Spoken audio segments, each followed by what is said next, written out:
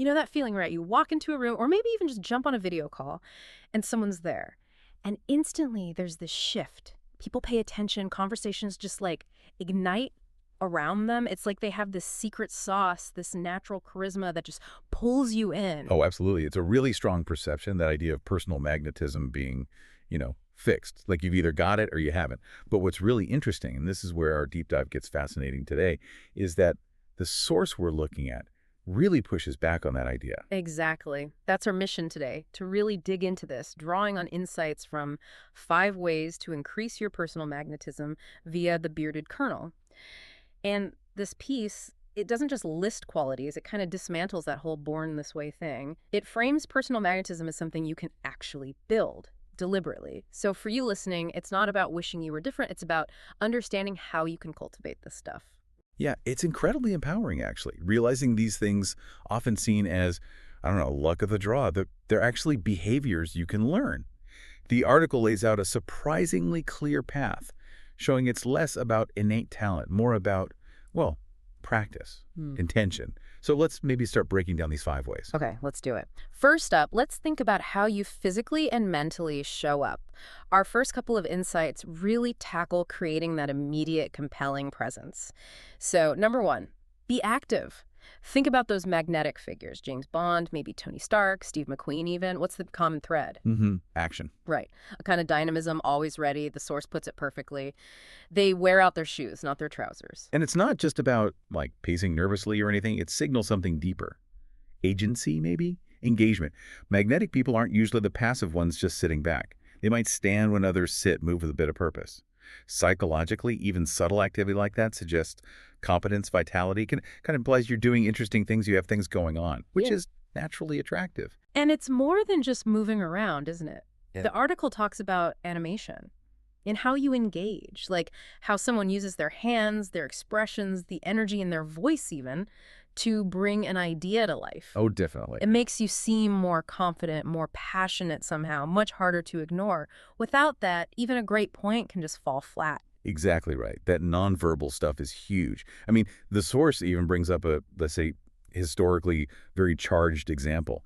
It notes Hitler's extreme animation in his speeches. Now, we have to be crystal clear here.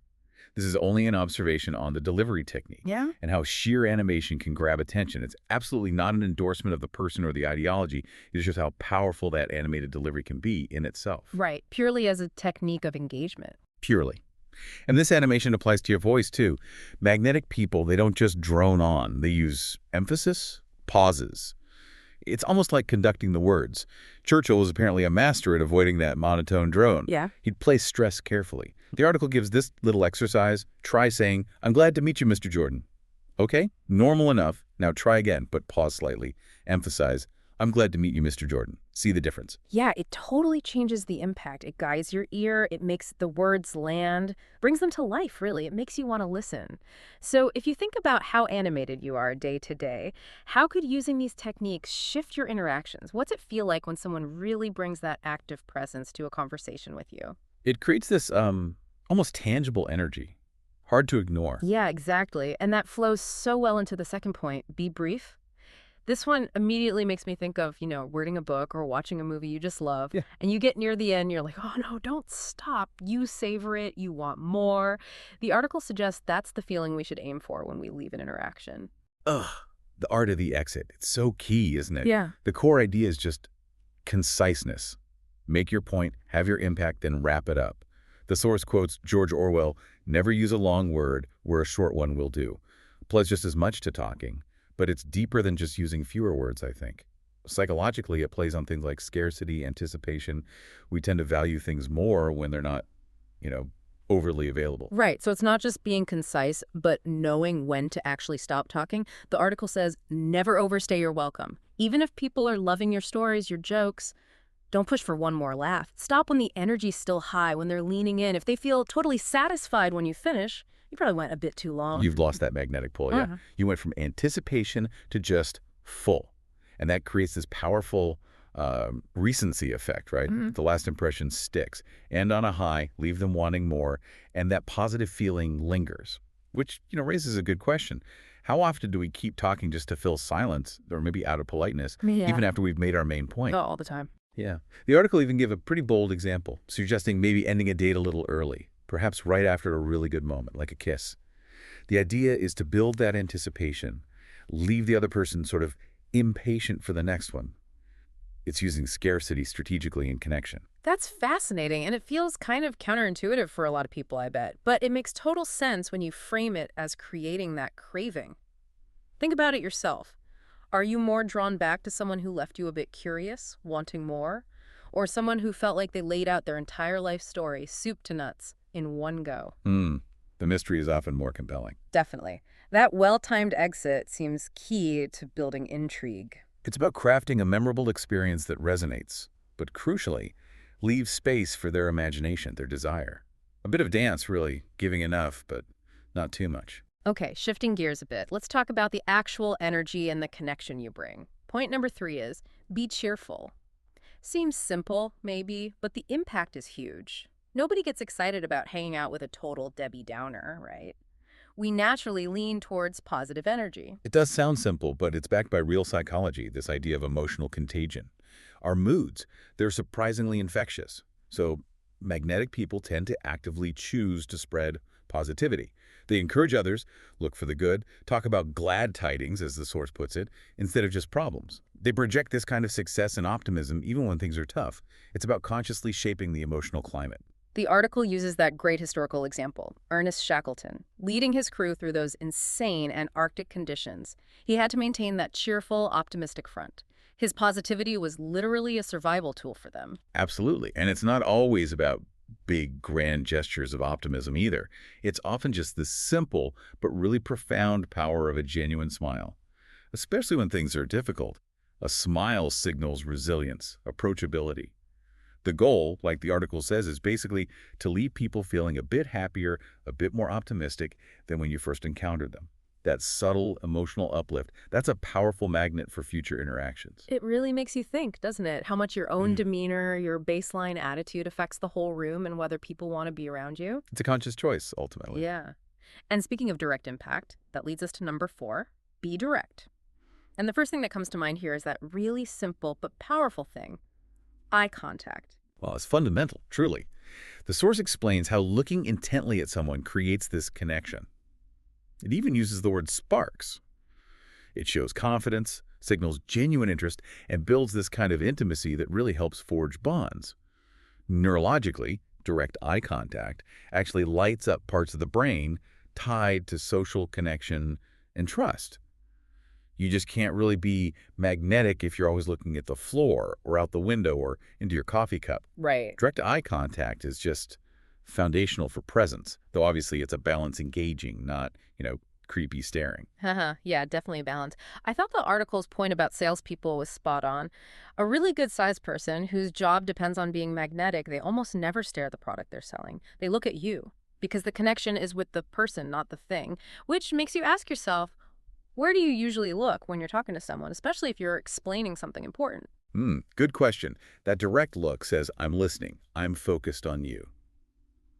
It makes the other person feel seen, feel heard. It's subtle, but so effective for building rapport quickly. And think about the flip side. How does it feel when someone does genuinely hold your gaze during a conversation? It shifts the whole dynamic, doesn't it? It really does. Feels like you're actually connecting, being acknowledged. Okay, and that brings us to our last point, maybe the trickiest one.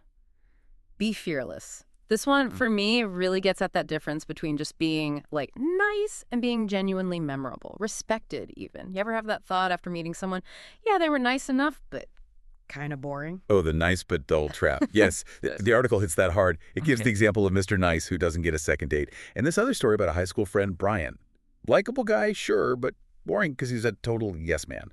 Always agree with everyone, no matter what. Movies, politics, gossip, always agreeable. And while that avoids conflict, it also kind of erases him, made him forgettable. That really hits home. Being a yes man feels safe, maybe, but it strips away what makes you you, your perspective, your personality, really. The source makes the point that real natural leaders, they stand up for what they believe in. And when they do it respectfully, without attacking the other side, that conviction earns respect.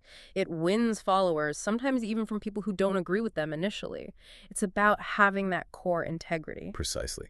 And that's where confidence comes in, along with a steady tone. Whether you're arguing for a budget in a meeting or just giving your opinion on a movie. But, and this is crucial, the article is really clear, fearless doesn't mean being stubborn or argumentative just for the sake of it, or like it says, an uncompromising ass. Uh-huh, right? After you've stated your view clearly and confidently, it's vital to actually listen. Be open-minded. Consider what others are saying. That approach makes you seem fair, wise, confident enough in your own view that you don't need to shut others down. And sometimes, the article adds, you gotta know when to just let it go. If a topic's super sensitive for someone or the argument just isn't worth it, maybe just let it slide. Exactly. It's about choosing your moments. Social intelligence, really. Conviction balanced with wisdom and genuine respect.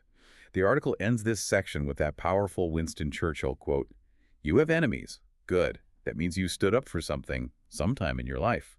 What's so interesting there is how authenticity, having that backbone, but also being open, that's what makes you not just liked, but actually respected, remembered. Wow. Yeah, that's a really potent way to wrap up these 5 ideas. So we've dug into 5 pretty powerful ways to cultivate personal magnetism. Being active, being brief, being cheerful, being direct, and being fearless. And the big takeaway weaving through all of them, these aren't things you're just born with or without. These are choices, they're skills, practices you can actually work on. Yeah, this whole deep dive really shows that magnetism isn't some kind of, I don't know, secret manipulation tactic or just surface level charm. It's much more about intentional presence. It's about respect. It's about having conviction in how you interact with the world. It really comes down to how you choose to show up day in, day out. So the challenge for you listening is maybe to pick just one of these ideas. Maybe it's being a bit more animated when you talk this week, or mastering that art of leaving people wanting more, or maybe finding your voice a bit more, standing up for something you believe in fearlessly but fairly. Pick one. Try it out. Actively practice it. What would it look like for you to truly stand up for something in your own way this week? Hopefully this deep dive gave you some solid tools to start sparking that journey.